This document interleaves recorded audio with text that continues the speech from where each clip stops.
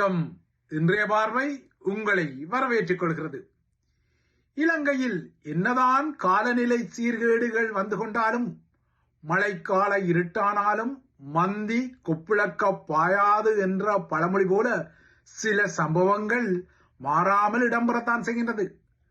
அந்த வகையில் நாட்டில் பாதாள உலகக்காரர்களின் கைவரிசைகளும் சட்டவிரோத துப்பாக்கிகளால் எழுப்பப்படும் ஓசைகளும் தனிவதாக தெரியவில்லை.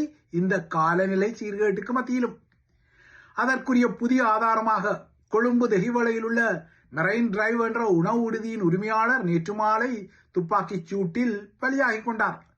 தனது உணவு விடுதிக்கு முன்னால் மது அருந்திக் கொண்டிருந்த ஒருவர் அவர் மீது துப்பாக்கிச் சூட்டை நடத்திவிட்டு அங்கிருந்து தப்பிச் சென்றதாகவும், இந்த தாக்குதலுக்கான காரணம் இன்னமும் துல்லியமாக தெரியவில்லை எனவும் ஸ்ரீலங்கா காவல்துறை கூறிக்கொள்கின்றது.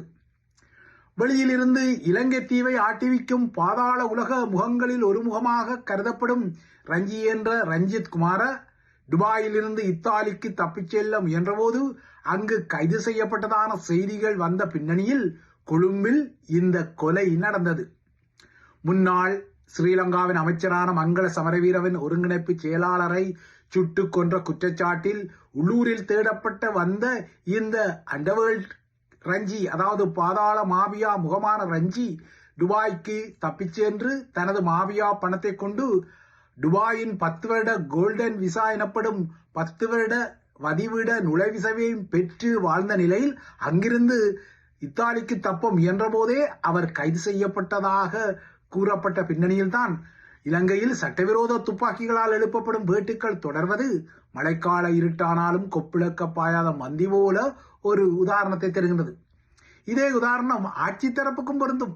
ஏனென்றால் ஸ்ரீலங்கா அரசாங்கமும் தற்போது முன்னைய ராஜபக்ஷ அரசாங்கத்தின் பாணியில் புலம்பெயர் தமிழ் டயஸ்போரா அமைப்புகளின் விடயத்தில் இருப்பதை இந்த வாரம் தனது பயங்கரவாத தடைப்பட்டியலில் வர்த்தமானிப்படுத்தியதன் மூலம் அனுரகுமார திசாநாயக்காவின் ஜேவிபி உள்ளுடன் அரசாங்கமும் சில ஆதாரங்களை வழங்குகின்றது.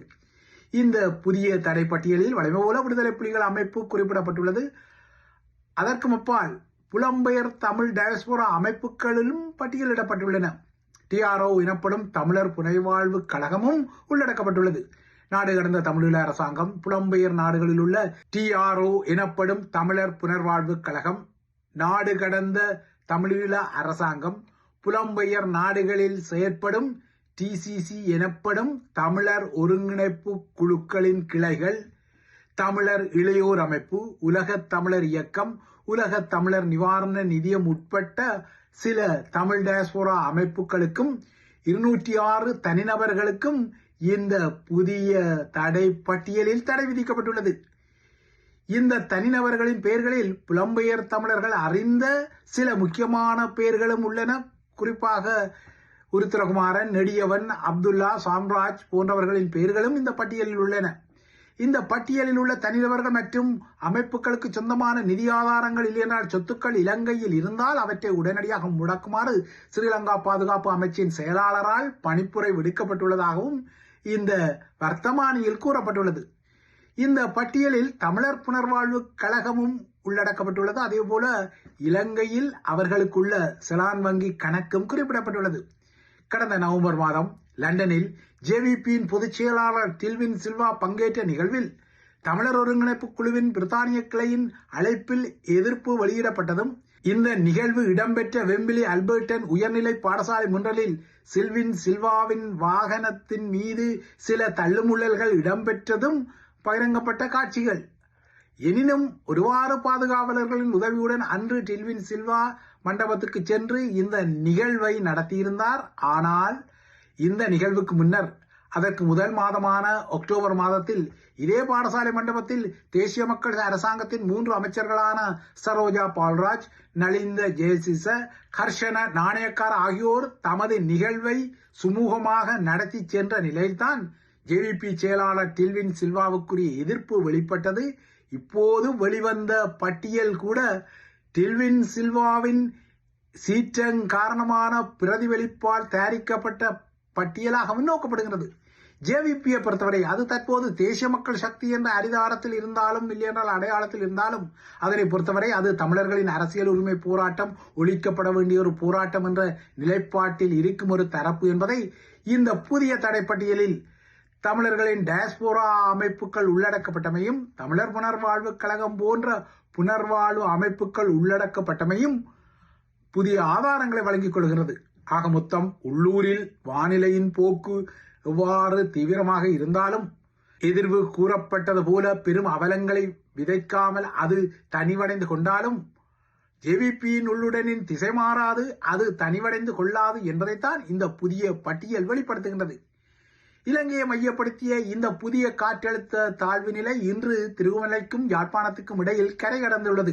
இந்த காற்றழுத்த நிலை மேலும் தீவிரமடையாமல் பலவீனமடைந்து கொண்டமை ஆரம்பத்தில் இந்த காற்றழுத்த நிலைக்கு எதிர்வு கூறப்பட்டதைப் போல இந்த நாட்களில் மொத்தமாக 650 மில்லிமீட்டர் மழை பொழிவு கிட்டிக்கொள்ளாதமை ஒரு ஆறுதலான விடயமாக இருந்தாலும் இலங்கையில் இன்று வரை அதிநவீன வானிலை முன்னறிவிப்பு அமைப்புகள் இல்லை என்பது ஒரு பலவீனமான நிலையாகத்தான் தெரிகிறது.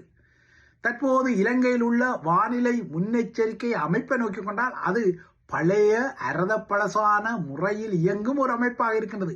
இதனால் தான் இவ்வாறான பழைய முறையில் முன்னறிவிப்புகளை பெற்று இயலுமானவரை அதனை வடக்கு கிழக்கு வாழ் தமிழ் மக்களுக்கு சமூக பொறுப்புடன் வழங்கிக் கொள்ளும் யாழ் பல்கலைக்கழகத்தின் புவியியல் துறைக்கும் இது பொருந்திக் கொள்ளும். ஒருவேளை வடக்கிலிருந்து வானிலையில் துல்லியமான முன்னறிவிப்புகள் தேவையானால் இலங்கையின் பலவீனமான முன்னறிவிப்பு அமைப்புகள் தான் முதலில் மேம்படுத்தப்பட வேண்டும். நாட்புறமும் கடலால் சூழப்பட்ட இலங்கை தீவுக்கு இனிவரும் காலத்துக்கான பருவநிலை நெருக்கடி தீவிரமாக மாறும் என்பது அனைத்துலக அரங்கிலிருந்து விடுக்கப்பட்ட ஒரு தீவிரமான எச்சரிக்கையாக தொடர்வதால் இனிவரும் காலத்துக்குரிய வானிலை எச்சரிக்கைகள் இலங்கை தீவுக்கு அவசியமானவை என்பது துல்லியமான ஒரு விடயம். இந்த விடயத்தில் செயற்கைக்கோள் தரவுகளை துல்லியமாக பகுப்பாய்வு செய்வதற்கு ஆக குறைந்தது இலங்கைக்கு ஒரு சூப்பர் கம்ப்யூட்டர் எனப்படும் அதிவலு கொண்ட கணனியாவது இந்த காலநிலைகளை கணிக்கும் விடயத்தில் தேவைப்படுகின்றது. இவ்வாறாக வானிலை முன்னறிவிப்புக்குரிய தொழில்நுட்பம் மேம்படுத்தப்படும் போதுதான் இது குறித்த முன்னெச்சரிக்கைகளும் மேம்படுத்தப்படும். இவ்வாறாக இலங்கை தீவில் வானிலையை கணிக்கும் தொழில்நுட்பம் இருக்கும் நிலையில் அந்த தொழில்நுட்பம் மேம்படுத்தப்படும் வரை இப்போது இருப்பதை கொண்டு வழங்கப்படும் தரவுகளால் இவ்வாறான சாத்தியப்பாடுகள் வரும் என்பதால் யாழ் பல்கலைக்கழக பேராசிரியர் நாகமுத்து பிரதிராஜா போன்றவர்கள் சொல்லும் எதிர்வு கூறல்கள் மீதான குறை கூறல்கள் அவசியமற்றவை. இதற்கு மாறாக வடக்கிலிருந்து அல்லது கிழக்கிலிருந்து துல்லியமான வானிலை முன்னறிவிப்புகள் தேவையானால் அதன் துறைசார் தொழில்நுட்பம் பணம் செலவழிக்கப்பட்டு நவீனமயமாக்கப்பட வேண்டும் என்பதை புலம்பெயர் தமிழ் சமூகம் உட்பட்ட தமிழ் மக்கள் சிந்திக்க வேண்டுமே தவிர முகநூல்களில் பிரதீபராஜாவை விமர்சிக்கும் சவடால்காரர்களை கணக்கெடுக்கவே தேவையில்லை. ஏனெனில் இலங்கையில் உண்மையான சவடால்காரர்களை கணக்கெடுப்பதை விட சமூகத்துக்கு உழைப்பவர்களை குறை சொல்லிக் கொள்வதிலேயே காலங்கள் போகின்றன. அந்த வகையில் தனக்கு ஒரு காலத்தில் ஸ்ரீலங்கா படைத்துறையால் வழங்கப்பட்ட துப்பாக்கிகளில் ஒன்று எவ்வாறு ஸ்ரீலங்காவின் பிரபல பாதாள முகமான மாகந்துரே மதுஷ் கும்பலுக்கு சென்றது என்பது குறித்த குற்றச்சாட்டில் ஸ்ரீலங்கா சிஐடியினருக்கு துல்லியமான பதிலை வழங்கிக் கொண்டாரோ இல்லையோ, ஈழமக்கள் ஜனநாயக கட்சியின் செயலாளர் நாயகமான டக்ளஸ் தேவானந்தா நேற்று பிணையில் வெளிவந்து விட்டார். கடந்த 26ஆம் தேதி ஸ்ரீலங்கா சிஐடியினரால் அவர் உள்ளே தூக்கி போடப்பட்ட நிலையில் அவர் குறித்து பரபரப்பான செய்திகள் எல்லாம் வெளிவந்தன. இந்த செய்திகளின் பின்னணியில் நேற்று வரை அவருக்கு தடுப்பு காவல் உத்தரவும் வழங்கப்பட்டது. இந்த தடுப்பு காவல் உத்தரவு காலத்தில் கடந்த டிசம்பர் 30ஆம் தேதி அவர் மகர சிறைச்சாலை மருத்துவமனையிலும் அனுமதிக்கப்பட்டுக் கொண்டார். அவரது மருத்துவமனை அனுமதிக்கும் முன்னரான நாட்களில் அவர் மீதான விசாரணைகளின் போது அவருக்கு வழங்கப்பட்ட துப்பாக்கி எப்படி பாதாள உலகுக்கு சென்றது என்பது குறித்து சிஐடி முகங்கள் எவ்வளவு துல்லிய தகவல்களை பெற்றார்களோ என்பது அவர்களுக்கு வெளிச்சமான விடயம். இந்த நிலையில் ஒரு துப்பாக்கி அல்ல, ஸ்ரீலங்கா படைத்துறையால் அவருக்கு வழங்கப்பட்ட பல துப்பாக்கிகள் குறித்து சிஐடியினர் விசாரணைகளை நடத்தியதாகவும் சில துப்பாக்கிகளில் மர்மங்கள் இருப்பதாகவும் சில செய்திகள் சொல்லப்படுகின்றன. டக்ளஸ் தேவானந்தாக்கு வழங்கப்பட்ட ஆயுதங்களில் சில ஸ்ரீலங்கா பாதுகாப்பு தரப்பிடம் மீள கையளிக்கப்பட்டதாக சொல்லப்பட்டாலும் மேலும் சில காணாமல் போனதாகவும் டக்ளஸ் தேவானந்தாவிடம் ஸ்ரீலங்கா பாதுகாப்பு தரப்பால் வழங்கப்படாத சில துப்பாக்கிகளும் இருந்ததான செய்திகள் எல்லாம் இப்போது வெளிவந்துவிட்டன.